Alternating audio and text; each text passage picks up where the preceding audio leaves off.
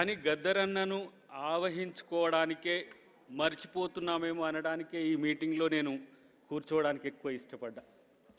గద్దరన్న గురించి నేను మాట్లాడాల్సిన అవసరం లేదు, ప్రపంచం మాట్లాడుతుంది. కానీ ఒక ప్రకటన అయితే చేయాల్సిన అవసరం ఉంది. ఎందుకంటే నేను రాజకీయ నాయకునిగా ఉండి నటునిగా మారడానికి కారణం గద్దరన్న కాబట్టి. నేను నటించిన సినిమా ఇండియా ఫైల్స్ అనేది మూల కథ తను కావడం అనేది మీ అందరికీ ఒక ప్రకటన చేయాలనే ఉద్దేశంతో నేను ఇక్కడ మాట్లాడుతున్న మిత్రులారా. తెలంగాణలో మాట్లాడుకుంటాం, ఆంధ్రప్రదేశ్లో మాట్లాడుకుంటాం, తెలుగు తెలిసిన వాళ్ళందరం మాట్లాడుకుంటాం. కానీ గద్దరన్నను ప్రపంచం మాట్లాడుకునే విధంగా చేయడానికే ఆ సినిమా రేపు ఆడుతుంది, ఆడిపించి అన్ని భాషల్లో కూడా చేయించే బాధ్యత మేము తీసుకుంటామని చెప్పి తెలియజేస్తున్నాం. ముఖ్యంగా సూర్యం, వెన్నెల, చంద్రం లేడు, వాళ్ళు భౌతిక వారసులైతే మేము తన ఆలోచన వారసులుగా అవుతామని చెప్పి సభాముఖంగా నేను ప్రకటిస్తున్నా మిత్రులారా. బట్టన్న ఈడ ఉన్నాడు కాబట్టి గుర్తు చేసుకోవాలి.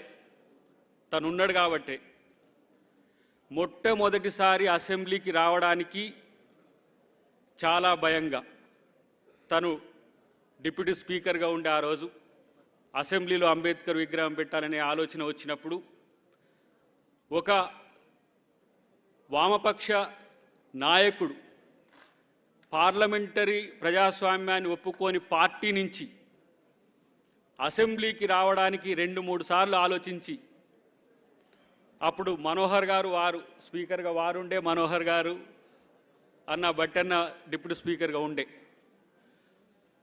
వారిని కలవడానికి స్పెషల్గా రావడమే కాకుండా అప్పుడు ఒక పెద్ద సెన్సేషన్ గద్దర్ అసెంబ్లీకి రావడం అనేది. అదే నడక తను యాత్ర చివరికంటా నడిచిండు. బడుగు అస్తిత్వం కోసం తను పడ్డ తపన. పాదయాత్ర ముగింపు రోజుల్లో రాహుల్ గాంధీ గారు ఆ సమావేశానికి వస్తున్నారు, పొంగులేటి గారి జాయినింగ్ రోజుల్లో తన ఆరోగ్యం చాలా క్షీణిస్తున్న క్రమంలో కంపల్సరీ నేను పోవాలే కానీ నేను మాట్లాడనని చెప్పిండు.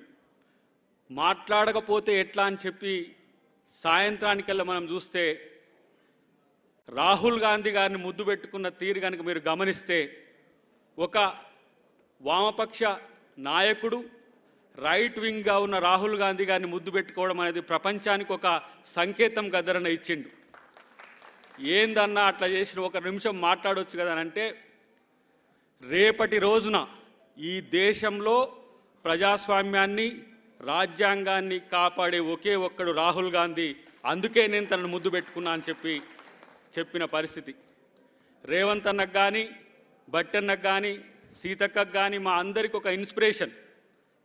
తను రెవల్యూషనరీ లీడర్ కావచ్చు కాక, మేము కాంగ్రెస్ పార్టీగా ఉండొచ్చు కాక, ఏ రోజు మమ్మల్ని వేరుగా చూడని పరిస్థితి. అదేవిధంగా అన్ని వర్గాల అభిప్రాయాలున్న వేదిక మీద ఉన్న నాయకులందరూ ఉన్నారు. వాళ్ళందరికీ కూడా ఆత్మీయుడిగా ఉన్న ఒకే ఒక్కడెవరు అని అంటే అది గద్దర్. కాబట్టి ఇవాళ ఇంతమందిమి పార్టీలకు అతీతంగా, కులాలకు అతీతంగా, మతాలకు అతీతంగా మనం ఈరోజు కలుస్తున్నామంటే ఒక గద్దర్తోనే సాధ్యమవుతుందనే విషయాన్ని నేను చెప్పడానికే నేను ఈ సమావేశంలో నేను మాట్లాడే అవకాశం తీసుకున్న మిత్రులారా. చివరిగా ఒక్క అంశం చెప్పి నేను ముగిస్తా. సోనియా గాంధీ గారు రాహుల్ గాంధీ గారు కలిసేటప్పుడు మధు యాష్కన్న ఆ రోజు తీసుకొని పోయిండు. చెప్పిండు తన పాటను సోనియా గాంధీ గారు హిందీలో పాడడం చూసి ఆయన ఆశ్చర్యపోయిండట. ఈ ఊరు మనదిరా అనే పాటను సోనియా గాంధీ గారు హిందీలో పాడుతుంటే ఆయన పరేషాన్ అయిందట. అరే వీళ్ళు ఎక్కడ ఉన్నారు, ఎక్కడ ఏ సమాచారం తీసుకొని నేను వస్తున్నా అంటే నా పాట పాడుతున్నట్టు వాళ్ళు మానవీయ కోణం ఉన్న వ్యక్తులని చెప్పి మేము కాంగ్రెస్ పార్టీలో జాయిన్ అయినప్పుడు చాలామంది మిత్రులు, వామపక్ష నాయకులు, లేకపోతే తెలంగాణ ఉద్యమకారులు మమ్మల్ని కొంచెం చివాట్లు పెట్టేది, పోయి మళ్ళీ ఇట్లా కాంగ్రెస్లో అయినవని. కానీ గద్దరన్న ఆ రోజు అన్నాడు, చివరికి చేరాల్సిన పార్టీలోనే నేను బెల్లయ్య నాయక్ గారు చేరినరు అని చెప్పి మమ్మల్ని ప్రశంసించిన పరిస్థితి నేను గుర్తు చేసుకోవాల్సిన అవసరం ఉంది. మిత్రులారా, భవిష్యత్తులో ఇది మొదటిది. భవిష్యత్తులో ఎన్నో వేదికల మీద గద్దరన్న మనస్సును, గద్దరన్న ఆత్మను, గద్దరన్న ఆలోచనను, గద్దరన్న యొక్క విధానాన్ని చెప్పాల్సిన బాధ్యత మాలాంటి వాళ్ళ మీద ఉంది. డెఫినెట్గా నేను అంటున్నా, రేపటి రోజున నేనేదో అతిశయోక్తికి చెప్పట్లే, గద్దరన్న అంటే ఒక్క పాట మాత్రమే కాదు. ఆ ఇండియా ఫైల్స్లో తన యొక్క ఆలోచనను కనుక మీరు నిశితంగా పరిశీలిస్తే ఒక భావుకుడు, ఒక కమ్యూనిస్టు, ఒక బహుజనుడు, ఒక మేధావి మీకు కనపడతాడు మిత్రులారా. కాబట్టే ఈరోజు గద్దరన్నను నిరంతరం బతికించే ప్రక్రియ మనం చేయాల్సిన అవసరం లేదు. ఆయన ఐడియాలజీ ముందుకు తీసుకుపోతుంది.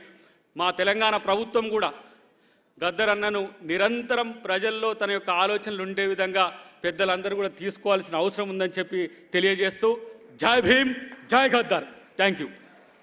అసలైన తొలి వెలుగు. ఫాలో వాట్సాప్ @తొలి వెలుగు official.